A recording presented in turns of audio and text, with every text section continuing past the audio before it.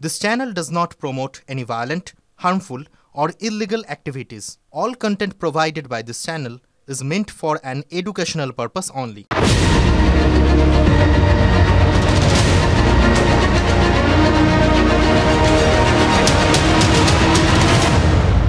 বলা যত সহজ, করা তত সহজ না। রাজনীতির এই কঠিন সার সত্যটা জ্যোতি বসু বলে দিয়েছিলেন, এবং কথাটা তিনি যখন বলেছিলেন তখন কিন্তু তিনি আর মুখ্যমন্ত্রী নন, তখন ক্ষমতায় তার উত্তরসূরি বুদ্ধদেব ভট্টাচার্য।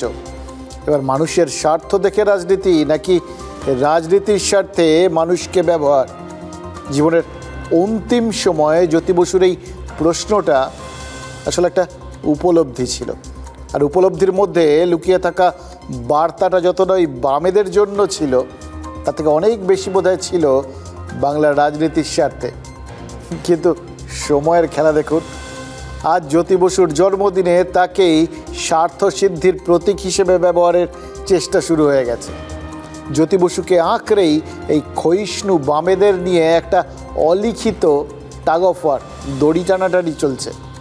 বাংলার রাজনীতিতে একটা অদ্ভুত সিচুয়েশন, জানেন তো, দেখছিলাম আর ভাবছিলাম, এটা একটা সেই এক ফুল দোমালির মতো ব্যাপার। এক্ষেত্রে ফুল হচ্ছে বামেরা, এবার ফুল মানে কিন্তু এটা ফুল হিসেবেই ধরবেন, ফ্লাওয়ার। আর মালি স্বাভাবিকভাবেই তৃণমূল আর বিজেপি।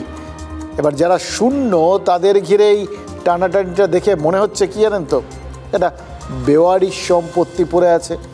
বেওয়ারিশ সম্পত্তি পড়ে থাকলে যেরকম জবরদখল করার জন্য লোকজন উঠে পড়ে লাগে, এটা নে ওটা নে, ব্যাপারটা সেরকম হচ্ছে। আর সবাই যেন মোটামুটি ভেবেই নিয়েছে যে বাম বলে তো আর কিছু নেই, ফলে বামেদের হয়ে ভোট দেওয়া মানে ভোট নষ্ট করা। এবার রাজনীতিতে বিদ্যমান হলো একমাত্র এই মুহূর্তে তাহলে বিজেপি আর তৃণমূল। সুতরাং বামেদের উচিত যে কোনো একটাকে বেছে নাও। এটাই কি বলতে চাইছে শাসক আর বিরোধী? অন্তত দুটো দলের মধ্যে গত কয়েকদিনের যে বক্তব্য দেখছি বামেদের নিয়ে, তার নির্যাস তো অনেকটা সেরকমই, বার্তাটাও অনেকটা সেরকমই। দেখুন, শ্রমিক ভট্টাচার্য শ্যামাপ্রসাদ মুখোপাধ্যায়ের জন্মদিনে জ্যোতি বসুর প্রশংসা করলেন, বললেন বামেরা তৃণমূলকে হটাতে সাহায্য করুক, তারপর না হয় তারা বিরোধী পরিসরে রাজত্ব করবে। এটা যেন সেই একটা আশ্বাস দেওয়া, আমাদের যদি ক্ষমতায় আনো তাহলে তোমাদের রাজনীতি করার সুযোগ দেবো, মানে এটা দয়া দাক্ষিণ্যের ব্যাপারও আছে এর মধ্যে। কিন্তু তার সঙ্গে স্পষ্ট বার্তাও আছে যে এইটুকুনিও কিন্তু তৃণমূল আমলে তোমরা পাবে না। এই সমস্ত বলে একটু পাইয়ে দেবো, এরকম একটা বলে ঢলে বামেদের সাথে একটা আন্ডারস্ট্যান্ডিংয়ের, কোথাও বোঝাপড়া করার একটা বার্তা আর কি। আবার দেখুন, ফিরহাদ হাকিম, তিনিও জ্যোতি বসুর জন্মদিনে তাকে মহান নেতার আখ্যা দিয়ে বসলেন। এবার মৃত্যুর পর দেখুন, নর্মালি তো এটাই হয়, ভালো ভালো কথা বলাটাই তো সচরাচর নিয়ম। কিন্তু শ্রমিক ভট্টাচার্য যেহেতু জ্যোতি বসু নিয়ে এক গোলে এগিয়ে গেছেন, ফিরহাদ হাকিমকে তো ড্র করলে চলবে না, এক গোলের পাল্টা অন্তত 2 গোল দিতে হবে। আর সেটা করতে গিয়ে ফিরহাদ হাকিম প্রথমে যে পোস্টটা করলেন, তাই তো জ্যোতি বসুকে শুধু বাঙালির গর্ব না, গণতন্ত্রের উজ্জ্বল প্রতীক বলে বর্ণনা করে দিলেন। ভাবা যায়, যে জ্যোতি বসুকে নিয়ে কথা বলতে গেলেই এই তৃণমূল নেতাদের চোখের সামনে দুটো ছবি ভেসে উঠত, মমতা বন্দ্যোপাধ্যায় মাথায় লাঠির আঘাত, আর ওই রাইটার্স থেকে মমতা বন্দ্যোপাধ্যায়কে পুলিশের চুলের মুঠি ধরে বের করে নিয়ে যাওয়া। তখন কে ক্ষমতায়, কার শাসন? জ্যোতি বসু। বাদশাহ আলম থেকে ওই রাইটার্সের ঘটনা।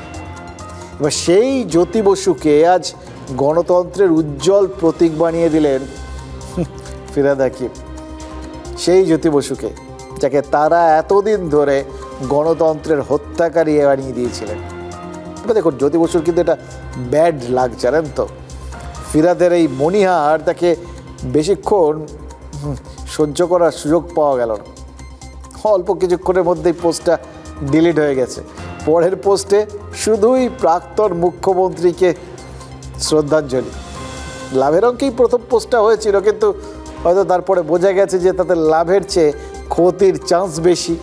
ক্ষতিটা তৃণমূলের যেমন, তেমন হয়তো ফিরহাদেরও হতে পারত। দেখুন, মমতা বন্দ্যোপাধ্যায়ের থেকে কাউকে বেশি বাংলার গর্ব বললে, কাউকে বেশি গণতন্ত্রের প্রতীক বানাতে গেলে ঝুঁকি তো থাকবেই। তাহলে খামোকা জ্যোতি বসুকে নিয়ে এই টানাটানিটার কারণ কি? স্রেফ সৌজন্য, নাকি সৌজন্যের নেপথ্যে সূক্ষ্ম রাজনীতি? রামায়ণ এক্ষেত্রেও একবার স্মরণ করতে হয়। রামচন্দ্রের ওই সীতা উদ্ধারের সময় ছোট্ট কাঠবেড়ালি মুখে করে পাথর নিয়ে সমুদ্রে ফেলেছিল, ছোট্ট প্রয়াস, কিন্তু সেটাও কাজে লেগেছিল, সেটাকেও সবাই স্বীকার করে। বামরা এখন ওই কাঠবিড়ালির মতোই ৫-৬%, মানে আসন সংখ্যার বিচারে 0। আর এই ৫-৬% ভোট, এটা নিয়ে কারোর ভয় নেই। কিন্তু এই ৫-৬% এটা তো ভয়ের কারণও বটে, কারণ এই ৫-৬% কোথায় যাবে সেটা নিয়েই তো বাকিদের মনের মধ্যে ভয়। আর ভয় থাকলে কি হয়? শ্রদ্ধা বাড়ে। জ্যোতি বসুর মূল্যায়ন বোধহয় এই নিরিখেই তৃণমূল বিজেপি দুপক্ষই করছে। আরও একটা জিনিস মনে হচ্ছে, জানেন তো, এই যে দুপক্ষ এই মুহূর্তে যারা মনে করে তারা ছাড়া বাংলার রাজনীতিতে আর কেউ নেই, রাজনীতিতে শুধু তুমি আর আমি, তো সেই তৃণমূল এবং বিজেপি দুপক্ষই কি বামেদের দধিচি বানাতে চাইছে? রাজনীতিতে দেখুন 14 বছর ক্ষমতার বাইরে থাকা মানে তো মোটামুটি সেই পুরাণের যুগে পৌঁছে যাওয়া, যে পুরাণের কাহিনী অনুসারে একটা সময় বৃত্রাসুর দেবতাদের প্রাণ ওষ্ঠাগত করে ছেলেছিল। দধিচি মুনি তখন স্বেচ্ছায় দেহত্যাগ করেছিলেন যাতে তার অস্থি, মানে হাড় দিয়ে দেবরাজ ইন্দ্রের জন্য ওই বজ্র তৈরি করা যায়। সেই বজ্র ব্যবহার করেই তো বৃত্রাসুরকে বধ করেছিলেন ইন্দ্র।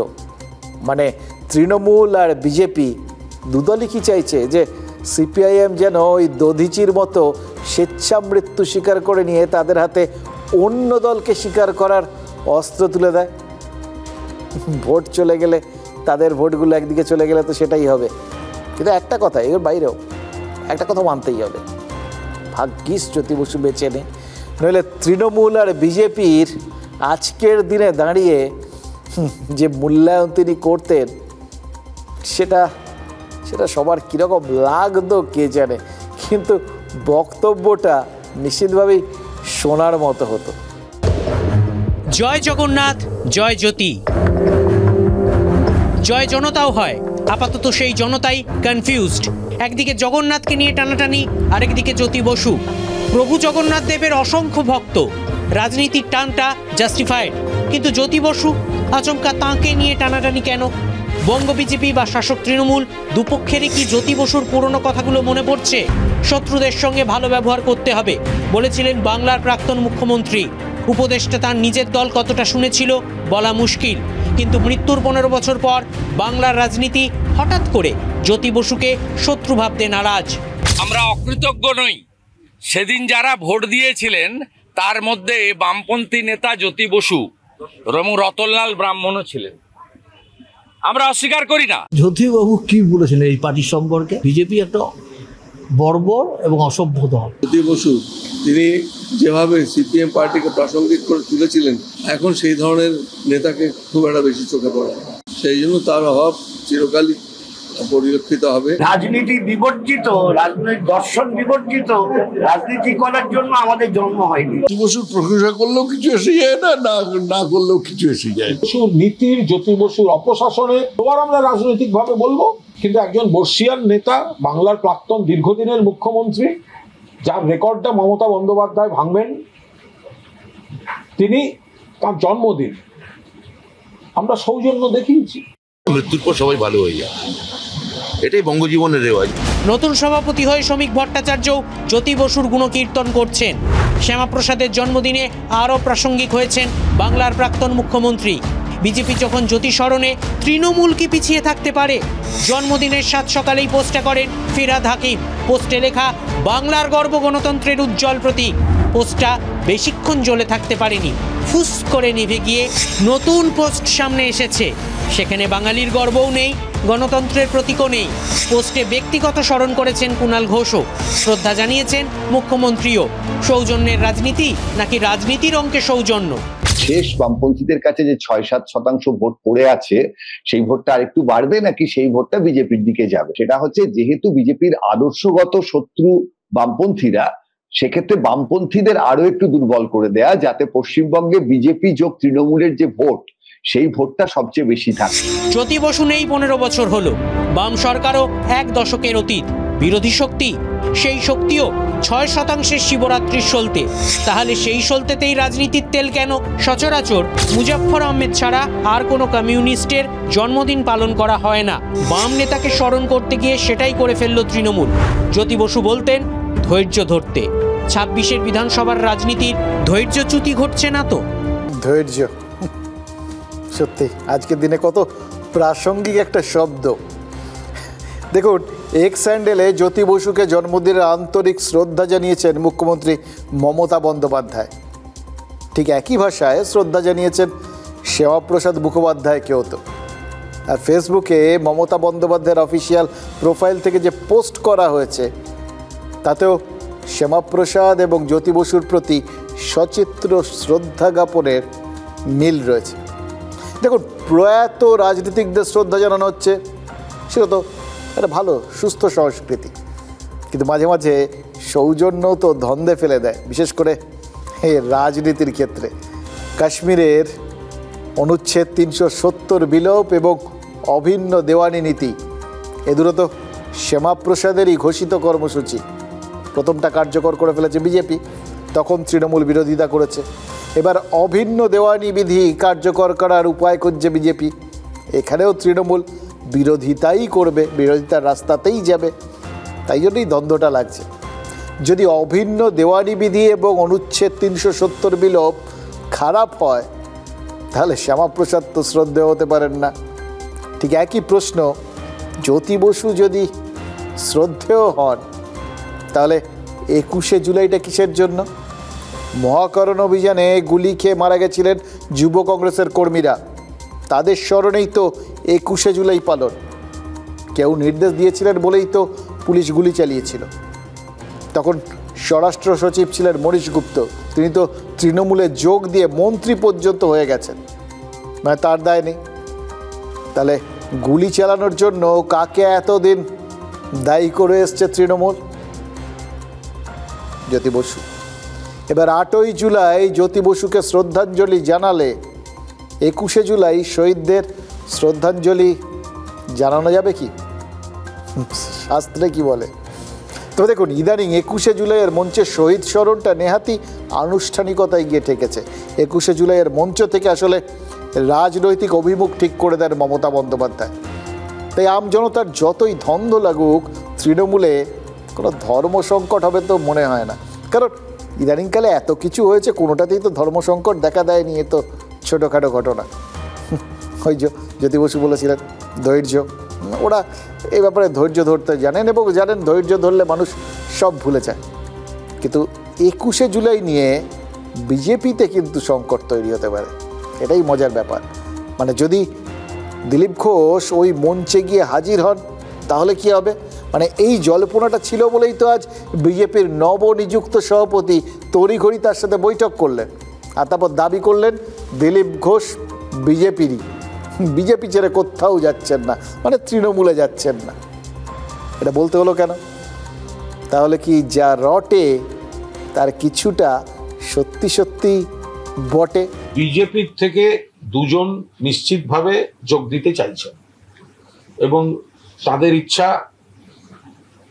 ইচ্ছা প্রকাশও করেছেন 21শে জুলাই তারা আসতে চান বা এরকম, এবং তারা সাংসদ। কুণাল ঘোষের এই মন্তব্য টাটকা নয়, 1 বছরের পুরনো। 21শে জুলাইয়ের 4 দিন আগের কুণালের দেওয়া খবর মেলেনি। কোনো বিজেপি সাংসদই 21শে মঞ্চে তৃণমূলে যোগ দেননি। সামনে আরও একটা 21শে জুলাই। এবার জল্পনা বিজেপির ওজনদার নেতাকে নিয়ে। প্রাক্তন সাংসদ এবং বিজেপির প্রাক্তন রাজ্য সভাপতি দিলীপ ঘোষ কি 21শে মঞ্চে থাকবেন? কোনো না কোনো মঞ্চে তো আমি থাকবোই 21 তারিখ। দেখা যাক 21 তারিখে আসুক। দিলীপ জল্পনা ওড়াননি, উল্টে জল্পনা আরও উস্কে দিয়েছেন। জল্পনাই তো চলে, রাজনীতিতে জল্পনা নিয়েই সব চলে। দেখা যাক কি হয়, মানুষ কি জানতে চায় সে তো ঠিকই, আপনারা জল্পনা তৈরি করছেন, কেউ জল্পনা তৈরি করছে। অনেকের রাজনীতি জল্পনা দিয়েই হয়, আমাদের জলও নেই আর পনাও নেই, আমাদের রাজনীতি আছে। তবে ইঙ্গিতপূর্ণ মন্তব্যও করেছেন দিলীপ। 21 তারিখের পর কি তাহলে এই প্রশ্ন জিজ্ঞাসা করতে হবে না? না, প্রশ্ন থাকবে না, সমাধান হয়ে যাবে সব। হ্যাঁ, কি সেই সমাধান? কিছুতেই তা খোলসা করছেন না দিলীপ।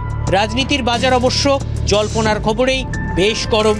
বিজেপির বর্তমান ও প্রাক্তন সভাপতি যাই বলছেন, শাসক তৃণমূল চিমটি কাটার সুযোগ হাতছাড়া করছে না। সিটিং এমপি সিট বদলে হারিয়ে দিল, তাদের মিটিংও ডাকে না। দিলীপ বাবুর মতো একটা সিনিয়র লোককে বিজেপি তো অপমান করে চলেছে, ফলে এটা দিলীপ বাবুর ব্যাপার, তিনি কি করবেন। দিলীপ দা বড় নেতা, দিলীপ দা সংবাদ মাধ্যমেও শিরোনামে থাকেন। দিলীপ ঘোষ বিজেপির মধ্যে আছেন নাকি অন্য কোনো রাজনৈতিক দলে আছেন, না মাঝখানে ঝুলে আছেন? যেহেতু উনি সর্বভারতীয় স্তরে লাস্ট পদে ছিলেন, ওনার ব্যাপারে সিদ্ধান্ত নেওয়ার অধিকার রাজ্য বিজেপির নেই। কেন্দ্রীয় বিজেপি কি দিলীপ ঘোষকে নতুন কোনো দায়িত্ব দিতে পারে, নাকি ফুল বদলই ভবিতব্য? আমিও জ্যোতিষী নই, আপনিও জ্যোতিষী নই, তো ভবিষ্যতে কি হবে সেটা নিয়ে এখনই স্পেকুলেশন করে কি লাভ? জল ঢাললেই জল্পনা শেষ হয়ে যায়, কিন্তু জল ঢালতেই কাউকে দেখা যাচ্ছে না। দেখুন, দিলীপ ঘোষের এক্স স্যান্ডেলের প্রোফাইলে এখনও ওই মোদির পরিবার এই পরিচয়টা লেখা রয়েছে। তার প্রথম যে পোস্টটা পিন করে রাখা আছে, মানে খুললেই যেটা চোখে পড়ে, সেখানেও প্রধানমন্ত্রী নরেন্দ্র মোদীর সঙ্গে দেখা করার ছবি। 2024 সালে লোকসভা নির্বাচনের আগে বিজেপি যে অবস্থান নিয়েছিল, দিলীপ ঘোষ কিন্তু সেখানেই রয়ে গেছেন। ভোটের পর বাকিরা প্রোফাইল বদল করে ফেলেছেন, দিলীপ ঘোষ করেননি, যা ছিল তাই আছে। আজকেও দিলীপ ঘোষ নিজের ছবি দিয়ে সোশ্যাল মিডিয়ায় একটা পোস্ট করেছেন, একটা লোকজনকে জানিয়েছেন আর কি, যে বিকেল 4টে রাজ্য সভাপতি শ্রমিক ভট্টাচার্যের সঙ্গে তিনি দেখা করতে যাচ্ছেন, তারই আগাম ঘোষণা আর কি। কিন্তু শ্রমিক ভট্টাচার্য তিনি তো সভাপতি হয়েই ব্যক্তিগত ছবি ব্যবহারের পরিবর্তে শুধুমাত্র দলীয় প্রতীক দেওয়ার প্রতি অবিচল ছিলেন। একটা নির্দেশ শুদ্ধ দিয়েছেন, একটা নতুন বিধি প্রচলন হয়েছে। সেখানে দিলীপ ঘোষ নিজের নীতিতেই অটল, অবিচল। তিনি প্রাক্তন রাজ্য সভাপতি, তার আমলেই বাংলায় বিজেপির শক্তি সেই অর্থে ঠিকঠাকভাবে পাতে দেওয়ার যোগ্য হয়েছিল, আর প্রতিষ্ঠিত বিরোধী দল হিসেবে মর্যাদা পেয়েছিল। এগুলো কোনোটাই উড়িয়ে দেওয়া যায় না, তেমন এটাও তো উড়িয়ে দেওয়া যায় না। তাকে একপাশে সরিয়ে রাখা হয়েছে। ভোটের মুখে তাকে কোনো গুরুদায়িত্ব দেওয়া হবে কি হবে না, বিজেপিও তো সেটা এখনও পরিষ্কার করেনি, শুধু বলেছে ওনাকে নিয়ে ভাবা হচ্ছে। একইভাবে তাই জন্য হয়তো দিলীপ ঘোষও স্পষ্টভাবে বলেননি যে তিনি দলের জন্যই যাবতীয় পরিকল্পনা করছেন, মানে দলেই থাকছেন নাকি অন্য কিছু করছেন। তবে তিনি সম্ভবত তৃণমূলে যাচ্ছেন না, গেলে আজ এনআরসি বিতর্কে মমতা বন্দ্যোপাধ্যায়ের ওই প্রতিবাদী পোস্টের নিচে চ্যালেঞ্জ করে কমেন্ট করতেন না। এই বিতর্কে পড়ে আসছি। আপাতত প্রশ্ন হচ্ছে, দিলীপ ঘোষ তিনি 21শে জুলাই ধর্মতলায় না গেলে কোথায় যাবেন? খোলসা করেননি সেটা, ওই বললাম, এপাশেও ধোঁয়াশা ওপাশেও ধোঁয়াশা।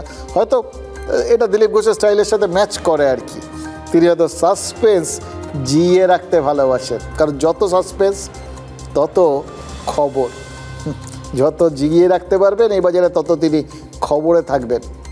তিনি সেটা জানেন হয়তো, আর তাই জন্যই ঝুলিয়ে রেখেছেন। 21শে জুলাই পর্যন্ত অপেক্ষা করতে বলেছেন। হয়তো এই ধোঁয়াশাকে আঁকড়ে ধরেই তিনি 21শে জুলাই পর্যন্ত আপাতত ভেসে থাকবেন বা প্রাসঙ্গিক থাকবেন বলে ঠিক করে নিয়েছেন। মানে শর্ট টার্ম গোল আর কি ঠিক করেছে। ছোট্ট ছোট্ট স্পেলে খেলা বলে না, সেরকম আপাতত 21শে জুলাই, তারপরে ভাববো। শোনা যাচ্ছে যে 21শে জুলাই 2 মেদিনীপুর মিলিয়ে একটা সংযুক্ত মিছিলের নেতৃত্ব দেবেন তিনি মেদিনীপুর থেকে, তার জন্য খাটাখাটিও করছেন। এবার এটারও তো একটা অন্য তাৎপর্য আছে, আর সেই তাৎপর্যের কেন্দ্রবিন্দুতে যথারীতি দিলীপ ঘোষ, বুঝতেই পারছেন। দেখুন, এমনিতে 21শে জুলাই মানে কি, মানে বিরোধীদের জন্য 21শে জুলাই মানে তৃণমূলের ওই শহীদ স্মরণের সভা, আর বিরোধীদের সেগুলো বসে বসে দেখা, প্রচারের যাবতীয় লাইমলাইট সেই সময় তো ওই তৃণমূলের সভা মঞ্চে থাকে। সেই প্রচারের আলোটা কিছুটা কেড়ে নেওয়ার অস্ত্র হিসেবেই কি দিলীপ ঘোষকে ব্যবহার করতে চাইছে বিজেপি?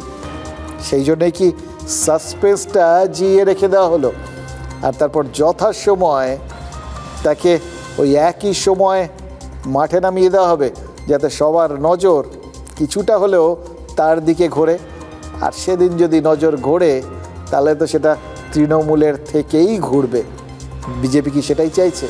দাম যার থাকে মার্কেটে না, তাকে নিয়ে জল্পনা হয়, সেই তার সেলের কথা ওঠে। যাদের দাম নেই তাদের কিনবে কে? রাস্তায় পড়ে আছে। দিলীপ ঘোষের দাম আছে, দিলীপ ঘোষের দাম থাকবে, কারণ দিলীপ ঘোষের মধ্যে কোনো ভেজাল নেই। যে কর্মসূচিটা আমার থাকার কথা সেখানে আমাকে ডাকা হবে। আমি এই রাজ্যের কোনো পদাধিকারী নই। আমি আমার যে জেলায়, যেখানে আমি মেম্বার, পার্টির মেম্বার, আমি যেখানে ভোটার মেদিনীপুরে, সেখানে আমি বুথে গেছি, বুথে কর্মীদের নিয়ে বৈঠক করেছি, বুথ বানিয়েছি, এখনো চলছে। এবং আমাদের মেদিনীপুর জেলার কর্মীরা খুব উৎসাহে কাজ করছেন, মেদিনীপুরই এগিয়ে আছে সবচেয়ে বেশি। আমি বলেছি যে আমি নয়, সমস্ত পুরনো কর্মীরা আপনার সঙ্গে আছে। সবার বিশ্বাস আপনার হাত ধরে আমরা নবান্নে পৌঁছবো। তিনটে বিষয়ে খেয়াল করে দেখুন। প্রথম কথা, যদি বিজেপি ওই তৃণমূলের লাইমলাইট 21শে জুলাই কাটার জন্য এই দিলীপ ঘোষকে ব্যবহার করার কথা ভেবে থাকে, তাহলে তো এটা ধরতে হবে যে যতই সভাপতি অন্য লোক হন, আসল ট্রাম্প কার্ড আজও দিলীপ ঘোষ।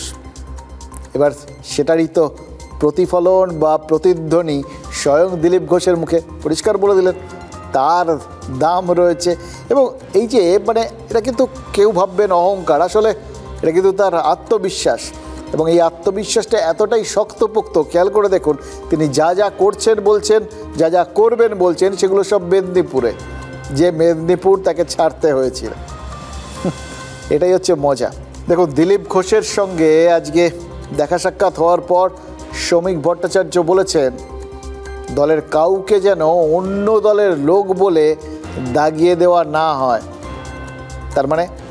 তার মানে কি বিজেপিতে সেটা হতো? কার আমলে হতো? এবং দিলীপ ঘোষ যে শ্রমিক ভট্টাচার্যের কাছে 21শে জুলাইয়ের জল্পনা নিয়ে অভিযোগ করেছেন, সেটাও কিন্তু শ্রমিক ভট্টাচার্য স্বীকার করে নিয়েছেন, বুঝিয়ে দিয়েছেন যে ক্ষণিকের জন্য হলেও ভুল বোঝাবুঝি একটা হয়েছিল। এটা শুনছি আর মনে পড়ে যাচ্ছে যে কয়েক মাস আগে ওই নেতাজি ইন্ডোর স্টেডিয়ামে অভিষেক বন্দ্যোপাধ্যায় কি বলেছিলেন, মনে আছে আপনাদের? বলেছিলেন না, আমি বেঈমান নই।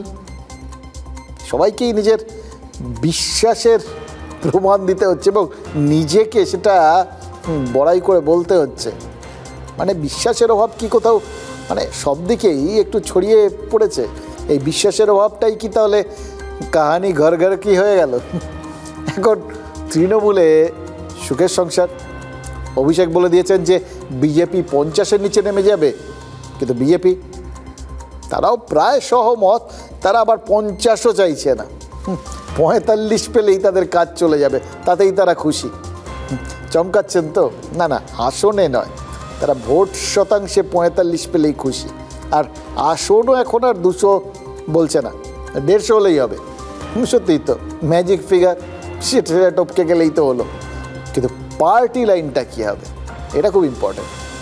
শ্রমিক ভট্টাচার্যের মুসলিম সমাজকে বার্তা আর জ্যোতি বসুর প্রশংসা, এটা শুনে একটু কেউ কেউ ইঙ্গিত পাওয়ার চেষ্টা করতে পারেন, ভাবতেই পারেন যে তার মানে সবাইকে নিয়ে চলার একটা চেষ্টা তো বাংলার বিজেপি, তার মানে ওই পণ্ডিত দীনদয়াল উপাধ্যায়ের সেই সনাতন সার্বিক হিন্দুত্বের পথে হাঁটতে চাইছে, শুধু ওই গোঁড়া হিন্দুত্ব নয়। কিন্তু শুভেন্দু অধিকারী তো আবার এক্সক্লুসিভ হিন্দু ভোটের বার্তা দিয়েছেন, মানে শুধুমাত্র হিন্দু ভোটের বার্তাই তিনি দিয়েছেন। তাহলে দুটো মিলছে না একটু পাশাপাশি হাঁটছে? আবার একটা সাসপেন্স, দেখলেন তো? এই সাসপেন্সের ওপরেই কিন্তু রাজনীতি বেঁচে থাকে। হিন্দুরা অত ভাবের ঘরে বসে চুরি আমি করি, হিন্দুরা এমএলএ করেছে, জিততে পারতাম না। 1,10,000-এর মধ্যে 1,09,600 হিন্দুর ভোট পেয়েছে। আমি যে অন্যদের ভোট চাই না তা নয়, পাই না, এটা কঠিন বাস্তব। দেখুন, শুভেন্দু অধিকারী আজ একটা সাংবাদিক বৈঠক করেছে। সবাই আজকে মানে বিজেপির শীর্ষ নেতৃত্বের প্রত্যেকেই খবরে, পিছনের ব্যানারে, শুভেন্দুর পেছনের ব্যানারে পদ্মের প্রতীক ছিল এবং তার সঙ্গে সঙ্গে শুভেন্দু অধিকারীর নাম আর বিরোধী দল নেতার পদের উল্লেখও ছিল। অথচ শ্রমিক ভট্টাচার্যের নিয়মটা আরেকবার মনে করিয়ে দিই, দলের প্রতীক ছাড়া আর কিচ্ছু থাকবে না। দিল্লিতে সুকান্ত মজুমদার যে সাংবাদিক বৈঠক করেছেন তাতে দলের প্রতীকই আছে। শুভেন্দু সেই নিয়মটা কি তাহলে লঙ্ঘন করলেন? আর সুকান্ত যেহেতু মানে আপাতত কেন্দ্রীয় মন্ত্রী, তো বিজেপির অনুশাসন মেনে চলেন, তাই জন্যে কি শ্রমিক ভট্টাচার্যের বিধি মেনে চললেন? এবার কে মানছেন কে মানছেন না, কে কতটা মানছেন না, সেটা বিজেপি বিচার করুক, এটা তাদের কাজ। তবে বিজেপি যে পথে হাঁটছে, শুভেন্দু সরাসরি সেই রাস্তাই মারাচ্ছেন বলে তো মনে হচ্ছে না। শুধু নন্দীগ্রামে একটু সুর বদল করেছেন, এই যা মুসলিম ভোট চাইনার থেকে সরে মুসলিমরা আমাদের ভোট দেয় না, এই জায়গাটায় পৌঁছেছে। মানে চাঁদ সওদাগরের মনসা পুজোর মতো একটু নরম হয়েছেন শুভেন্দু। নরম হয়েছেন মানে নরম হওয়ার কি এই শুরু? ভোট আস্তে আস্তে তাহলে একেবারে ভোল বদল হয়ে যাবে কি, নাকি সবটাই দেখানো, আবার একটা সাসপেন্স? দুজনের কথাই তো বাস্তবিক, কোনোটাই তো অসত্য কথা নয়। আমাদের নীতি হচ্ছে সবার সাথ, সবার বিকাশ, সবার বিশ্বাস।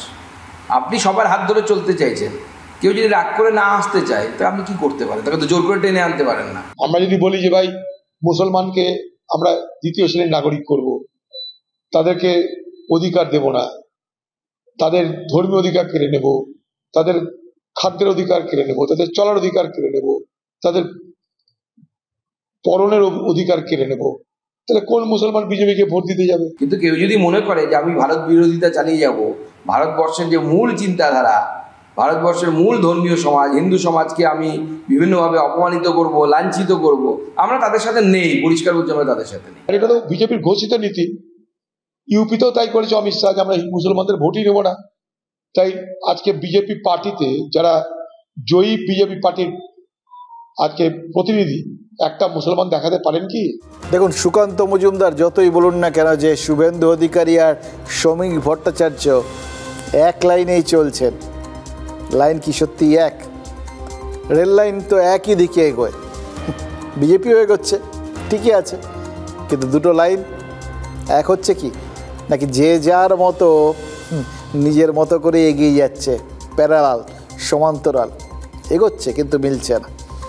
বিরোধী দল নেতার আজকের প্রেস কনফারেন্সে সেটা কিন্তু আরেকবার একটু স্পষ্ট হলো, অস্বীকার করা যাবে না। আজকের প্রেস কনফারেন্স তিনি শুরু করলেন চরম হিন্দুত্ববাদী স্ট্যান্স নিয়ে, আর শেষ করলেন কীভাবে? শেষটায় শুভেন্দু অধিকারীর এক এবং একমাত্র এজেন্ডা যেটা, সেটাই রইল। মানে শুরুও এক, শেষও এক। শেষে মমতা বন্দ্যোপাধ্যায় এবং অভিষেক বন্দ্যোপাধ্যায় এই কলেজে কলেজে শাসক দলের অনুগামীদের চাকরির ফিরিস্তি পেশ করেছেন তিনি। 50টা নাম সামনে এনেছেন আর বলেছেন আরও 950 জনের নাম আনতে পারেন সামনে, কিন্তু আনছেন না। এই জায়গাটা না কিছুতেই বুঝতে পারিনি, জানেন তো। যদি থাকেই দিয়ে দিন না, রেখে দিয়ে কী হবে? কেন আনলেন না? নাকি এটা স্টকে রাখলেন? দেখুন, বাকি 900 জন তৃণমূলী, 950 জন তৃণমূলী যারা কলেজে চাকরি করছেন, এটা কি আসলে তাদের বার্তা দেওয়া যে এখনও সময় আছে, বিজেপিতে চলে এসো, মানে একটা ওপেন অফার? দেখুন, শুভেন্দু অধিকারী বলেছেন এরা দিদির ভাই আর ভাইপো গ্যাং, মানে ব্যক্তি রাজনীতির পরিসরকেও তিনি হারাতে রাজি নন, সেটাও নিয়ে এসছেন টেনে। হিন্দুত্ব, ব্যক্তি পরিসর, বাস। বিরোধী দল নেতা হওয়ার পর থেকে এই দুটো অস্ত্রই তো তিনি শান দিয়ে আসছেন, সেটাই ধরে রেখেছেন। আর 26-এর বিধানসভার লড়াইতেও তিনি যে এই অস্ত্র ছাড়ছেন না, আজ কিন্তু আরেকবার স্পষ্ট করে দিলেন। শুধু প্রশ্ন একটাই, সংশয় একটু আগে দেখছিলেন না লেখা স্ক্রিনের ওপরে, তাহলে শুভেন্দু আর শ্রমিক লাইন কি মিলছে? আবার একটা ছোট্ট হলেও সংশয়। 50 জনের একটা গ্যালারি, ক্যালেন্ডার, এদের নাম হচ্ছে আমার দেওয়া নাম ভাইপো গ্যাং। এটা হিমশৈলের চূড়া মাত্র। অবৈধভাবে নির্বাচন না করে যে ছাত্র সংসদগুলো, প্রাক্তন ছাত্র, ওদের ছাত্র বলা যাবে না, কুছাত্র এবং মস্তান, তোলাবাজ, যত রকমের অপসংস্কৃতি আছে, যত সমস্ত চরিত্রের মধ্যে ভাইরাস যেগুলো চারিত্রিক গঠনকে ক্ষতি করে, সেই সম্মিলিত কলেজের তথাকথিত ছাত্র সংসদে তালা চাবি লাগানোর ব্যবস্থাও কলকাতা হাইকোর্টকে করতে হয়েছে। শুভেন্দুবাবু যখন ছিলেন তৃণমূল কংগ্রেসে, তার এলাকার কলেজগুলোয় তো তারা তো সব আপনার বসিয়ে দেয়া লোকজন ছিল, আপনার নামে জয়ধ্বনি দিত, তো তখন তাতে অসুবিধা ছিল না। তার মানে দেখুন, মানে নেতায় নেতায় কথা হলে কত কিছু জানা যায়। আমরাও জেনে গেলাম এই অরাজকতার ব্যাপারটা এই কলেজে কলেজে, সেটা তার মানে বহুদিন ধরেই চলছে এবং সেটা তৃণমূল বিলক্ষণ জানে এবং তখনই জানতো, অনেক দিন ধরে জানে, তারপরেও কিছু হয়নি। শুভেন্দু তৃণমূলে থাকাকালীন বলেননি, আর আজকে এখন কুণাল ঘোষ বলছেন, তিনিও এতদিন বলেননি, জানতেন, কেউ বলেন না। আজকে শুভেন্দু বলছেন তার কারণ এখন তার এজেন্ডাটা ওই তৃণমূলের বিরুদ্ধে জমিয়ে রাখা প্রতিহিংসা, সুতরাং সেই জন্য বলছেন। এবার শুভেন্দু অধিকারীর সব অভিযোগই তো রাজনৈতিক, কিন্তু সব অভিযোগই শুধুমাত্র রাজনৈতিক নয়, অভিযোগের কিছুটা বাস্তবতাও আছে। মানে সাধারণত আজকাল রাজনীতির সঙ্গে বাস্তবতার খুব একটা মিল থাকে না, কিন্তু কলেজে কলেজে যে অরাজকতা চলছে এটা তো একটা কঠিন বাস্তব। TV9 বাংলা একের পর এক কলেজের ছবি তুলে ধরেছে আপনাদের সামনে, আর সেখানে দেখা গেছে তৃণমূল করলেই কলেজে চাকরি হয়েছে। একের পর এক এমন ছবি আসছে যেখানে দেখা যাচ্ছে কলেজের ইউনিয়ন রুম মানেই অসভ্যতার সেফ রুম, অবাধ অসভ্যতা। এবং যারা করছে অসভ্যতা, যত বেশি অসভ্যতা তত চাকরি পাওয়ার চান্স, তত কলেজে কলেজে এরা চাকরি পেয়ে যাচ্ছে। এই তালিকায় যেরকম দক্ষিণ 24 পরগনার কলেজ রয়েছে, তেমন তো তালিকায় নন্দীগ্রামের কলেজও রয়েছে। আর শুধু কলেজের গভর্নিং বডি, সেখানকার পদাধিকারী, নেতামন্ত্রী অথবা ওই পড়ুয়া নামধারী দাদা দিদিরা নয়, এই সিস্টেমের সঙ্গে ওতপ্রোতভাবে মিশে আছেন অধ্যক্ষরাও, সেটা ভয় হোক বা ভক্তিতে, যে কোনো কারণেই হোক। এই নীরবে অসভ্যতা সহ্য করাটা যে তারা চালিয়ে যাচ্ছেন, সেটা তো উড়িয়ে দেওয়া যাচ্ছে না। সেই বলেছিলেন কবিগুরু, অন্যায় যে করে আর অন্যায় যে সহে। দেখুন, নীরবে অসভ্যতা সহ্য করাটাও তো একই রকমভাবে অপরাধ। কসবা ল কলেজের ভাইস প্রিন্সিপাল যদি সব জেনে বুঝে এতদিন চুপ করে থেকে থাকেন, তাহলে তিনিও তো কম দোষী নন, তাই না? কোন্নগরে কলেজের ইউনিয়ন রুমে গিয়ে সেখানে তালা ঝুলছিল, তার উপর আবার তালা ঝুলিয়েছেন অধ্যক্ষ। কেন? আদালত বলেছিল ইউনিয়ন রুমে তালা ঝোলাতে হবে, তাই জন্য তিনি নিজে ব্যক্তিগতভাবে সেই নির্দেশ মানলেন নাকি? তালা তো দেওয়া ছিল, তারপরেও কেন তালার ওপর তালা ঝোলাতে হলো?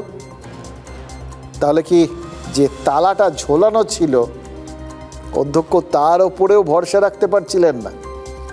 কারণ কি মনে হচ্ছিল যে ওই ইউনিয়ন রুমে থাকা ছাত্রদের মতো এই তালাটাও যে কোনো সময় অবাধ্য এবং অন্যায় আচরণ করতে পারে?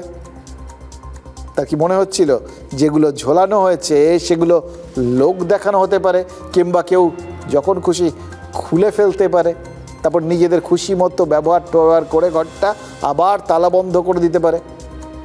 সেই সুযোগটা যাতে কেউ না পায়, তাই কি তিনি ফের তালা ঝোলালেন? দেখুন, এর মধ্যে একটা বাড়তি সতর্কতা রয়েছে, এর মধ্যে একটা পরিস্থিতি বিচার করে পদক্ষেপ নেওয়ার একটা উদ্যোগ রয়েছে। এই উদ্যোগটাই কি সবার মধ্যে আছে? এই উদ্যোগটাই কি কসবা ল কলেজের অধ্যক্ষের মধ্যে ছিল? থাকলে কি আজকে এই জিনিসগুলো ঘটতো? আসলে না, ক্রমশ জটিল হচ্ছে এই কলেজগুলোর পরিস্থিতি। একটার পর একটা তথ্য সামনে আসছে আর বোঝা যাচ্ছে কি পরিমাণ করুণ দশা। আর সব থেকে করুণ দশা ওই অধ্যক্ষদের, তাদের একেবারে ঠুঁটো জগন্নাথের মতো বসে বসে দেখা ছাড়া আসলে আর কিচ্ছু করার নেই। আর তাতেই যা হওয়ার তাই হচ্ছে। এই সোনারপুর কলেজের ঘটনাটা দেখুন, এক ছাত্র নেতা ইউনিয়ন রুমে বসে ছাত্রীদের দিয়ে মাথা টেপাচ্ছেন। ভাবা যায়? ছাত্র নেতা মানে একদম বোনাফাইড ছাত্র, মাত্র 44 বছর বয়স। সেখানে কোনো শেষ আছে নাকি? ওর কোনো বয়স আছে নাকি? এবার কলেজকে যদি ছাত্র নেতারা নিজেদের পিতৃদত্ত জমি বলে ভাবেন, তাহলে নিজেকে তো জমিদার ভাববেনই। সেটাই তো হচ্ছে। গড়িয়াহাটের ITI কলেজের মধ্যে আবার প্রায় নাকি জলসার আসর বসে, পুরোপুরি জমিদারি ব্যবস্থা সেখানে। এটা আবার মানে ছবি বিশ্বাসের জলসাঘরের মতো জলসাঘর না, একদম জমজমাট, শেষ অবস্থা না, একদম বোঝা যাচ্ছে। জানেন তো যে এই গড়িয়াহাট কলেজে বেশ এখন মধ্য গগনে রয়েছে ঠাটবাট, এবং ঠাটবাট যখন থাকে তখন জমিদার বাড়িতে কি হয়, বহিরাগত অতিথিরা আসে। এখানেও আসতো। কে আসতেন জানেন? বিখ্যাত শ্রী মনোজিৎ মিশ্র, ওই কসবা ল কলেজ থেকে আসতেন এখানে। অনেকটা জমিদাররা যেরকম হাওয়া বদল করেন না, ব্যাপারটা সেরকম আর কি। এবং দিনের শেষে এটাই কিন্তু বিজ্ঞাপন হয়ে যাচ্ছে। বিজ্ঞাপনটা কাদের হচ্ছে? বিজ্ঞাপনটা অবশ্যই ছাত্রনেতাদের হচ্ছে, কিন্তু বিজ্ঞাপনের কুপ্রভাব ওটা তো তৃণমূলের ওপরেই পড়ছে। আর তাতে তৃণমূলের সততা বা স্বচ্ছতার বিজ্ঞাপন, মানে যেটা তারা আদত বিজ্ঞাপন বলে মনে করত, সেটাই তো বাজার থেকে উধাও হয়ে যাচ্ছে। খেয়াল করে দেখুন, তৃণমূলের বিজ্ঞাপনে আর এই সততার স্বচ্ছতার মতো শব্দগুলোকে দেখতে পাবেন না। হতে পারে মনোজিতদের কারণে একটা বিবেক দংশন হচ্ছে, কিন্তু লোকে সব দেখে কি ভাবছে? নিশ্চয়ই ধন্য করছে না। আজ হাওড়ার নরসিং কলেজে বিক্ষোভ দেখিয়েছে SFI। পুলিশ কলেজের নিরাপত্তা নিয়ে খুব চিন্তিত, তো সুতরাং সেটা নিশ্চিত করতে ওই বাম ছাত্রদের ধরপাকড়ও করেছে। আচ্ছা, এটাই তো করার কথা। তাহলে এই মনোজিতদের ধরতেই কি পুলিশের যত অসুবিধে? একের পর এক ক্রাইম করেছে, প্রচুর অভিযোগ দায়ের হয়েছে বলে শোনা গেছে, কিন্তু পুলিশ ধরেনি। ফলে ধর্ষণ করার ছাড়পত্রটা পেয়ে গেছিল এই মনোজিতরা। আর সবটাই করেছিল কিন্তু পার্টির নাম ভাঙিয়ে। তাহলে পার্টির নাম ভাঙিয়ে ইউনিয়ন রুমে বসে মদ আর মহিলা নিয়ে মোচ্ছব করছে কারা? এই প্রশ্নের থেকেও তো বড় হয়ে যাচ্ছে আরেকটা প্রশ্ন, এই মোচ্ছব করার সুযোগটা করে দিচ্ছে কারা? মনোজিৎ সৌভিকের পর তৃণমূল ছাত্র পরিষদের আরেক দাদার কীর্তি সামনে। কলেজ ক্যাম্পাসে তৃণমূলের 44 বছরের তথাকথিত ছাত্র নেতার দাপট। প্রথম বর্ষের ছাত্রীকে দিয়ে মাথা টেপাচ্ছেন বয়স্ক ছাত্র নেতা প্রতীক দে। সোনারপুর কলেজের ভাইরাল ভিডিও ঘিরে শোরগোল। এই প্রতীক দে সোনারপুর দক্ষিণ বিধানসভার তৃণমূল ছাত্র পরিষদের সভাপতি। শুধু তাই নয়, রাজপুর টাউন তৃণমূল যুব কংগ্রেসের সভাপতিও তিনি। আর এহেন প্রতীককে সোনারপুর কলেজে তৃণমূল ছাত্র পরিষদের কোঅর্ডিনেটর নিযুক্ত করেছেন খোদ তৃণমূল বিধায়ক লাভলি মৈত্র, যিনি আবার ওই কলেজের পরিচালন সমিতির সভাপতি। অভ্যন্তরে বসে থাকা বিধায়কের ডান হাত বাঁ হাত একদম পোষ্যরা, তারা ছাত্রীদেরকে দিয়ে সেখানে মাথা ম্যাসেজ করাচ্ছে। কার্যত অবৈধ ইউনিয়ন, হাইকোর্ট বলবার পরেও অবৈধ ইউনিয়ন খুলে রেখে কার্যত ওটাকে পার্লারে পরিণত করেছেন। যদিও এ নিয়ে গুরুত্ব দিতে নারাজ তৃণমূল বিধায়ক তথা বিধানসভার অধ্যক্ষ বিমান বন্দ্যোপাধ্যায়।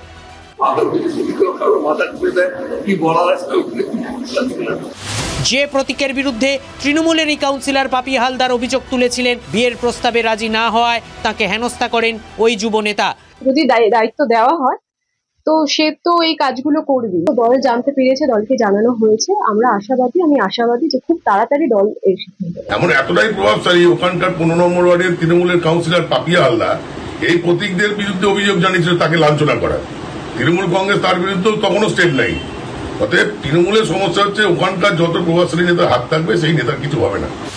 শুধু কি সোনারপুর কলেজ, টিএমসিপির মনোজিতদের দাপাদাপি রাজ্য জুড়ে। গড়িয়াহাট ITI কলেজেও মনোজিৎ গ্যাংয়ের দাপট। মনোজিৎ ঘনিষ্ঠ ছাত্রনেতা সঞ্জয় চৌধুরীর বিরুদ্ধে বিক্ষোভ, আর সেই বিক্ষোভ ভিডিও করা নিয়ে অশান্তি। এখন এই কদিন ওই কসবাকাণ্ডের পরে এখন আসা বন্ধ করেছে। রেগুলারই ও এখানকার দাদা 67তে থাকে, কসবায় থাকে, ওই ওয়ার্ডে এসে এখানে যা তা করে। এই গেট থেকে লোক ঢোকে, রাতে মেয়েরাও ঢোকে। একবার এই 2012 থেকে 2025 পর্যন্ত আসবে কেন?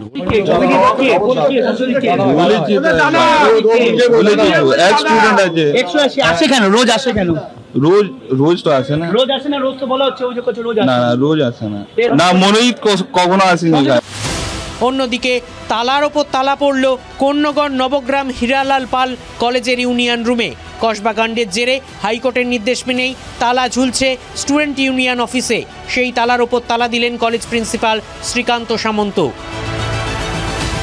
আসলে অধ্যক্ষদের হয়েছে জ্বালা, ইউনিয়ন রুমে বসে যাতে ভুলভাল রিউনিয়ন না হয় সেজন্য পাহারা দিতে হচ্ছে। মানে ঘোর বর্ষায় বসন্তের ওভারডোজ, বুঝলেন তো? বসন্তের কথায় মনে পড়লো 1973 একটা সিনেমা মুক্তি পেয়েছিল, বসন্ত বিলাপ, দারুণ সিনেমা। সে যুগে এমনই পাগলামি ছিল, প্রেমিকরা চাইতো যে প্রেমিকারা তাদের উত্তম কুমার বলে একবার ডাকুক আর কি। কিন্তু এখন প্রেমের স্বাদ বদলে গেছে, ধরন বদলে গেছে। দেখলেন তো মনোজিৎদের কি কাণ্ড কারখানা, বিয়ে টিয়ে করতে চেয়েছিল, যাই হোক। কিন্তু এখন উত্তম কুমার বলতে, ময়ানকে উত্তম কুমার বলতে মানুষ ওই টালিগঞ্জ মেট্রো স্টেশনকে বোঝে, এটাও তো ঘটনা। তবে টেলিভিশন স্ক্রিনে এখনও উত্তম কুমারের নামটা রিমোট থামিয়ে দেওয়ার ক্ষমতা রাখে। মুশকিল হচ্ছে এটা তো হতো, এখন কি হবে? এখন তো মনে হচ্ছে উত্তম কুমারের নামে রিমোট না, হার্টবিট থেমে যেতে পারে। এবং সত্যি বলতে কি, লোকে এরপর উত্তম কুমারের নাম রাখা তো দূরের কথা, ওই নামটা থাকলে বদলে ফেলার জন্য উঠে পড়ে লাগতে পারে। কেন বলছি? কারণ আছে। কোচবিহারের যে বাসিন্দা এই অসময়ে এনআরসির নোটিশ পেয়েছেন, তার নাম উত্তম কুমার, এবং সেটা নিয়ে সরব হয়েছেন স্বয়ং মুখ্যমন্ত্রী মমতা বন্দ্যোপাধ্যায়। হওয়ারই কথা। অসম সরকার বাংলায় এনআরসি ঢোকাতে চাইছে বলে এ রাজ্যের মুখ্যমন্ত্রী অভিযোগ করেছেন। মুশকিল একটাই, এই বক্তব্যের পরিপ্রেক্ষিতে সোশ্যাল মিডিয়াতেই আবার মুখ্যমন্ত্রীকে চ্যালেঞ্জ করেছেন দিলীপ ঘোষ। অর্থাৎ বসন্ত বিলাপ নয়, এখন শুধুই রাজনীতির আলাপ। এনআরসি আগুনে ঘি পড়েছিল সোমবারই। বাসিন্দা কোচবিহারের পিতৃপুরুষের ভিটে বাংলায়, সেই লক্ষ্যেই অসম সরকারের এনআরসি নোটিশ।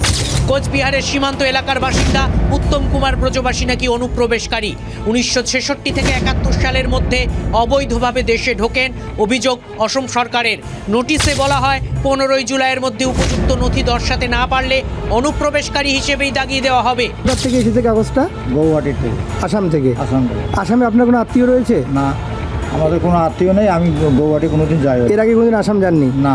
আপনার বাড়ি কোথায়? বাড়ি আমাদের চৌধুরীহাট সাদিলেকেটে। জন্ম থেকেই এখান থেকে? আপনার বাবা ঠাকুরদা সবাই এখানে। মঙ্গলবারই অসহায় উত্তম কুমারকে ঘিরে হাউসফুল বঙ্গ রাজনীতির বক্স অফিস। বিজেপির বিরুদ্ধে ষড়যন্ত্রের অভিযোগ তুলে সোশ্যাল মিডিয়ায় পোস্ট মুখ্যমন্ত্রী মমতা বন্দ্যোপাধ্যায়ের। হতবাক এবং বিচলিত মুখ্যমন্ত্রী লিখেছেন, 50 বছরেরও বেশি সময় ধরে তিনি এই বাংলার বাসিন্দা। তার বৈধ পরিচয়পত্র থাকা সত্ত্বেও তাকে বিদেশি অবৈধ অনুপ্রবেশকারী সন্দেহে হয়রানি করা হচ্ছে। মুখ্যমন্ত্রীর অভিযোগ, এটা গণতন্ত্রের ওপর পরিকল্পিত আক্রমণ। অনধিকার চর্চার অভিযোগ তুলে মুখ্যমন্ত্রীর বক্তব্য, অসমের বিজেপি সরকার পশ্চিমবঙ্গে এনআরসি চাপানোর চেষ্টা করছে। প্রান্তিক জনগোষ্ঠীকে ভয় দেখানো, ভোটাধিকার কেড়ে নেওয়ার পূর্ব পরিকল্পিত নোংরা চক্রান্ত চলছে বলেও বিজেপিকে নিশানা করেন মমতা বন্দ্যোপাধ্যায়। আপনি কি জানেন যে মুখ্যমন্ত্রী হস্তক্ষেপ করেছে?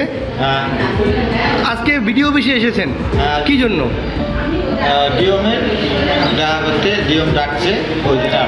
আচ্ছা, আপনার এসসি সার্টিফিকেট সব আছে? এসসি সার্টিফিকেট করে দিচ্ছে, আজকে করে দিচ্ছে। বিতর্ক আরও জমিয়ে দিয়েছেন বিজেপি নেতা দিলীপ ঘোষ। এক্স হ্যান্ডেলে সরাসরি মুখ্যমন্ত্রীর পোস্টে কমেন্ট করেছেন দিলীপ। তার প্রশ্ন, এনআরসি একটি আইন, মুখ্যমন্ত্রীর যদি কিছু বলার থাকে তাহলে সোশ্যাল মিডিয়ায় ট্রেন্ড না করে প্রশাসনিক পথে এগোন। অসম সরকারের সঙ্গে কথা বলার প্রস্তাবও মুখ্যমন্ত্রীকে দিয়েছেন দিলীপ। সঙ্গে হুঁশিয়ারি, অসমে বাঙালিদের সমস্যা হলে দায়ী থাকবে পশ্চিমবঙ্গ সরকার। মুখ্যমন্ত্রী মমতা বন্দ্যোপাধ্যায় যখনই বিপদে পড়েন তখন বাংলা বাঙালি এসবের শরণাপন্ন হয়। একটি রাজবংশী পরিবারের ছেলে যারা বংশানুক্রমিকভাবে কোচবিহারে বসবাস করছে তাকে ডিটেনশন ক্যাম্পে পড়ানো হবে। অসম সরকারের এই ইখতিয়ার দিল কে? কোথাকার ভুয়া আসামের একটা ভুয়া কাগজ দেখিয়ে পোস্ট করে উত্তাল করে দিচ্ছেন সকাল থেকে, অথচ কসবা ইস্যুতে রাজ্যের মহিলা মুখ্যমন্ত্রী, পুলিশ মন্ত্রী, তার কোনো শব্দবাক্য নেই। ভাবুন, পশ্চিমবঙ্গের বাসিন্দা সার্কুলার পাঠাচ্ছে আসাম, এখতিয়ার কাদের?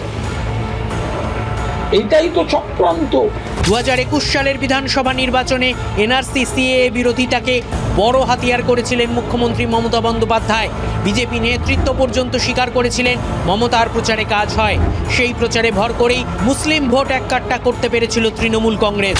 এনআরসির জুজু দেখাও, তিনি এই ভয়টা দেখিয়ে 2021-এ 100 জন মাইনরিটির মধ্যে 91 জনের ভোট নিয়ে তিনি নবান্নর ক্ষমতায় এসেছেন। অসম সরকারের নোটিশে পুরনো অস্ত্রে শান দেওয়ার সুযোগ পেয়ে গেলেন মমতা বন্দ্যোপাধ্যায়। বিজেপির লাভ হবে না ক্ষতি? শুনলেন তো বিরোধী দল নেতার অভিযোগ। মমতা বন্দ্যোপাধ্যায় কেন কসবা ল কলেজ নিয়ে, যেখানে ওই গণধর্ষণ হয়েছে, সেটা নিয়ে টু শব্দ করেনি, অথচ অসমের ওই ভুয়ো নথি দিয়ে সোশ্যাল মিডিয়ায় পোস্ট করেছেন, সেটা নিয়ে শুভেন্দু অধিকারী অভিযোগ তুলেছেন। কিন্তু অসমের সরকার যদি ডাকযোগে রাজ্যের বাসিন্দাকে এনআরসির নোটিশ পাঠায়, তাহলে যার সোচ্চার হওয়ার কথা তিনি তো সোচ্চার হবেন। এটা তো মুখ্যমন্ত্রীর দায়িত্বের মধ্যে পড়ে।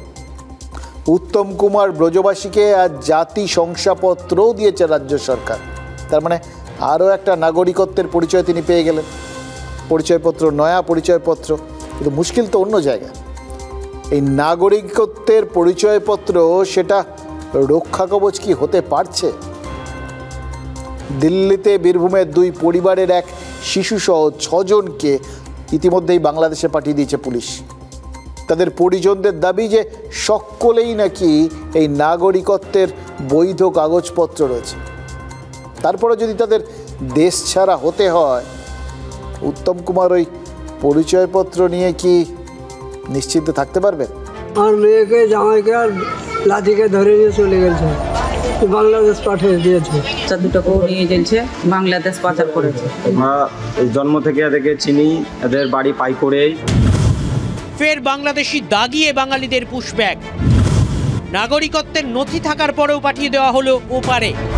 এমনই অভিযোগ উঠল অমিত শাহের স্বরাষ্ট্রমন্ত্রকের অধীনস্থ দিল্লি পুলিশের বিরুদ্ধে। এবার ভোগান্তির শিকার বীরভূমের মুরারইয়ের পাইকর গ্রামের দুটি পরিবার। 7 গোষ্ঠী এখানে, জন্মভূমি এখানে। আমরা দিল্লিতে কালাই করে খেয়েছিলাম, এখান থেকে আমরা চলে এসেছি। আমার মেয়েকে, জামাইকে আর লাঠিকে ধরে নিয়ে চলে গেছে, বাংলাদেশ পাঠিয়ে দিয়েছে। আমার বোন বেটি দিল্লিতে থাকে, ছেলে পিলে নিয়ে কাম করি খায়, কাবাড়ি করে খায়। তো ওই পুলিশে ধরে নিয়ে গেছে, তো ছাড়ে না। আমরা চাইছি এখন আমাদের ছেলে, আমরা এখন চাহিয়ে কাছে। স্থানীয় সূত্রে জানা গেছে, মুরারইয়ের ওই 2 পরিবার দিল্লির রোহিণীর কেএন কাটজু থানা এলাকার একটি বস্তিতে থাকত। সেখানে ছোটখাটো ব্যবসা করে তাদের কোনো রকমে পেট চলত। পরিজনদের দাবি, আচমকাই এক শিশুসহ 2 পরিবারের 6 সদস্যকে 17 জুন তুলে নিয়ে যায় দিল্লি পুলিশ। তার কয়েকদিন পর 26শে জুন ওই 6 জনকে বাংলাদেশে পাঠিয়ে দেওয়া হয় বলে দাবি পরিজনদের। তাদের আরও দাবি, প্রত্যেকের কাছে এদেশের নাগরিকত্বের নথি থাকা সত্ত্বেও পুশব্যাক করা হয়েছে। পাইকর গ্রামের বাসিন্দাদের দেশে ফেরানোর আবেদন জানিয়ে রাজ্যের শ্রমিক কল্যাণ পর্ষদের সঙ্গে যোগাযোগ করেছেন পরিজনেরা। এই নিয়ে সরব হয়েছে পরিযায়ী শ্রমিক ঐক্য মঞ্চ। আমাদের স্টেট গভর্নমেন্ট থেকে বিএসএফ কে চাপ দেওয়া হয়েছে। বিএসএফ কে বলা হয়েছে, ভাই আমাদের এই 6 জন হচ্ছে আমাদের বীরভূমের, পশ্চিমবঙ্গের বাসিন্দা, আমাদের লোকজনকে পুশব্যাক করে দেওয়া হয়েছে বাংলাদেশে, তোমাদের খুঁজে আনা, তোমরা ওনাদেরকে খুঁজে আনো। এবং যেটা কথা হলো আমার রাজ্য প্রশাসন থেকে কিন্তু বিএসএফ কে এবং কেন্দ্রীয় সরকারকে যেখানে যেখানে যা চাপ দেওয়ার সব চাপ দিয়েছে। কিছুদিন আগে ভিন রাজ্যে গিয়ে বিপদে পড়ে এই বীরভূমেরই কয়েকজন বাসিন্দা। গত 25শে জুন ওড়িশায় কাজ করতে যাওয়া বাংলার 16 জন শ্রমিককে আটক করে সে রাজ্যের পুলিশ। ওই শ্রমিকরা বীরভূমের নলহাটির 2 নম্বর ব্লকের বাসিন্দা। তাদের বাংলায় ফিরিয়ে আনতে ওড়িশার মুখ্য সচিবকে চিঠি লেখেন রাজ্যের মুখ্য সচিব। বাংলাদেশি সন্দেহে ওপারে পুশব্যাক হওয়া বাগদাদ দম্পতি অনেক কাঠখড় পুড়িয়ে দেশে ফেরেন। ভগবান গোলা, হরিহরপাড়া, বেলডাঙ্গার কয়েকটি পরিবারও শেষ পর্যন্ত বাড়ি ফিরেছে। বীরভূমের 6 বাঙালির কি হবে? তাঁরা কি ফিরতে পারবেন বাড়িতে, নাকি দুর্ভোগ দীর্ঘ হবে? চিন্তা যাচ্ছে না পরিজনদের। দেখুন, যা অভিযোগ তা যদি সত্যি হয় তাহলে এটা নিঃসন্দেহে একটা অত্যন্ত বিপজ্জনক প্রবণতা। শুধু পরিযায়ী শ্রমিক নয়, এখানকার বাংলার যে কোনো কাউকে দেখলেই এইভাবে তো সন্দেহ হতে পারে। এইভাবেই এক কথায় বাংলাদেশে চালান করে দিতে পারে।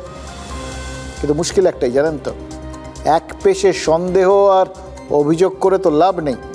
আয়নার সামনেও তো আমাদের দাঁড়ানো উচিত, তাই না? বাংলার বাইরে বাংলাদেশি বলে যদি বাঙালিকে সন্দেহ করা হয়, দেশশুদ্ধ মানুষ যদি আমাদের সন্দেহ করে, তাহলে গোটা দেশকে দোষারোপ করব নাকি আগে আত্মসমালোচনা করব? মুর্শিদাবাদের ভরতপুরে জাল আধার কার্ড আর পাসপোর্ট তৈরির চক্রের পর্দা ফাঁস হয়েছে। 2 জনকে গ্রেফতার করেছে পুলিশ। পূর্ব বর্ধমানের মেমারিতে পাকিস্তানের গুপ্তচরকে সাহায্য করার অভিযোগে 2 যুবককে গ্রেফতার করা হয়েছে। গ্রেফতার করেছে রাজ্য পুলিশেরই STF। বাইরের পুলিশ হচ্ছে গ্রেফতার করেনি, নিজের রাজ্যের পুলিশ। তারা তো আর নিজের রাজ্যের বিরুদ্ধে চক্রান্ত করবে না। এবার আমাদের রাজ্যে যদি অসাধু চক্রগুলোর এভাবে স্বর্গরাজ্য হয়, যদি এইভাবে জাল পরিচয়পত্র বানানোর একটা কারখানা, একটার পর একটা কারখানা চারপাশ থেকে উদ্ধার হয়, যদি আমরা নিজেরাই নিজেদের সম্মানের প্রতি সুবিচার না করি, তাহলে দেশবাসীর কোন দায় পড়েছে যে আমাদের মাথায় তুলে রাখবে? এটাও তো ভাবতে হবে। বাংলার এতদিন ধরে আমরা কি জানতাম? বাংলার ঐতিহ্য, রাজনীতি, সংস্কৃতি আর খেলা। শিক্ষা, সংস্কৃতি, রাজনীতির কি হাল সেটা নিয়ে আর নতুন করে কিছু বলার নেই, আপনারা জানেন। বাকি ছিল খেলা। খেলার মাঠেও যে সামগ্রিক পরিস্থিতির প্রভাব কীভাবে পড়েছে সেটা বোঝা গেল এই কলকাতা লিগের ম্যাচে। চারপাশে হইচই চলছে, আপনারাও দেখেছেন। আমি জাস্ট অন্য একটা জিনিস ভাবছিলাম। সবাই ভাবছিলেন যে মোহনবাগানের বিরুদ্ধে লিগের ম্যাচে রেলওয়ে এফসির ফুটবলার তারক হেমব্রম গুরুতর যখন পায়ে চোট পেয়েছিলেন, কেন তাকে ওই ছাতা দিয়ে বাঁধা হয়েছে। অনেকে ডাক্তারকেও কাঠগড়ায় তুলছিলেন। আরে ডাক্তার তো কাজের কাজটা করেছেন, ওই সময় যা হাতের কাছে পাওয়া যাবে তাই দিয়ে শক্ত করে পাটা বেঁধে দেওয়াটাই নিয়ম। তিনি ছাতাটাকে ঠিক কাজে ব্যবহার করেছেন, কিন্তু সমস্যা অন্য জায়গায়। ওখানে ছাতা ছাড়া আর কিছু পাওয়া গেল না কেন?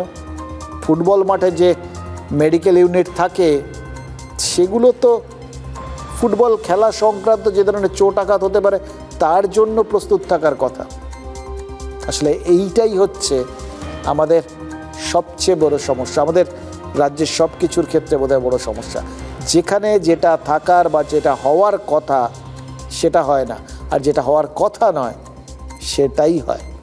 এটা আমাদের কাছে খুবই খারাপ, এবং আমরা ভাবি যে একটা অ্যাম্বুলেন্স যখন আছে তাকে খেলোয়াড়, যেহেতু ফুটবল খেলা হচ্ছে, তাতে এই ইকুইপমেন্টসগুলো, মিনিমাম ইকুইপমেন্টগুলো থাকা উচিত। পা ভেঙে গেলে কি করতে হবে, হাত ভেঙে গেলে কি করতে হবে, সেই ছোটোখাটো যেগুলো সাপোর্ট সেগুলো দেওয়া উচিত। অবশ্যই এটা দুর্ভাগ্যজনক ঘটনা। মাঠে মানে ছাতা দিয়ে পা বাঁধাটা, এটা আমাদের কাছেও দেখতে খুব একটা বলা হচ্ছে দৃশ্য দূষণের মতন একটা বিষয় আছে। ধন্যবাদ দেওয়া উচিত যে ছাতা ব্যবহার করেছে। মাঠে সবসময় যাতে ডিসলোকেট না হয়ে যায় লাগার পরে, তার জন্য কিছু একটা সাপোর্ট দিয়ে বেঁধে দিতে হয়। ওই মুহূর্তে যার কাছে হাতের সামনে ছাতা পেয়েছে, ছাতা দিয়ে বেঁধে দিয়েছে। ওখানে একটা লাঠি থাকলে লাঠি দিয়ে বেঁধে দিত। কাঠের এক রকমের স্ল্যাব পাওয়া যায় যাকে বলা হয় স্প্লিন্ট, সেই স্প্লিন্ট হয়তো রাখা উচিত হলে ভালো হয়। এখানে ছাতাটা could be an way out for the temporary support to that fractured part. Tarak Hembrom একজন অত্যন্ত প্রতিভাবান প্লেয়ার। এরকম একটা ম্যাচে ওর চোট পাওয়াটা সত্যিই খুব দুর্ভাগ্যজনক। আমি বলবো ওখানে যারা মেডিকেলের লোকরা উপস্থিত ছিলেন তারা অত্যন্ত তৎপরতার সাথে, বুদ্ধিসম্পন্নতার সাথে সঙ্গে সঙ্গে ছাতাটা ব্যবহার করেছেন, করে পাটাকে কিন্তু ইমিডিয়েটলি ব্যান্ডেজ করেছেন। ব্যান্ডেজ ছাতা দিয়ে ব্যান্ডেজ হয়নি, ছাতাটা দিয়ে পাটাকে ব্যান্ডেজ করা হয়েছে। এটা মেডিকেল সায়েন্স তাই বলে যে দুটো স্ট্রং সাপোর্ট দেওয়া। সবারই সব কিছুর ব্যাখ্যা আছে, জানেন তো। নিয়মেরও যেরকম ব্যাখ্যা আছে, তেমনি বেনিয়মেরও ব্যাখ্যা আছে। প্রশ্ন অন্য জায়গায়। ছাতা পায়ে বাঁধতে হলে মাথা বাঁচাবে কে এই ঘোর বর্ষায়? অবশ্য এটাই তো এ রাজ্যের সব ক্ষেত্রেই ছাতা দরকার, জানেন তো। এরা যে সব ক্ষেত্রে মাথাতে যে ছাতা প্রয়োজন সেটা বুঝতে পারছি, শুধু একটাই রিকোয়ারমেন্ট, এই ছাতায় যেন ফুটো না থাকে।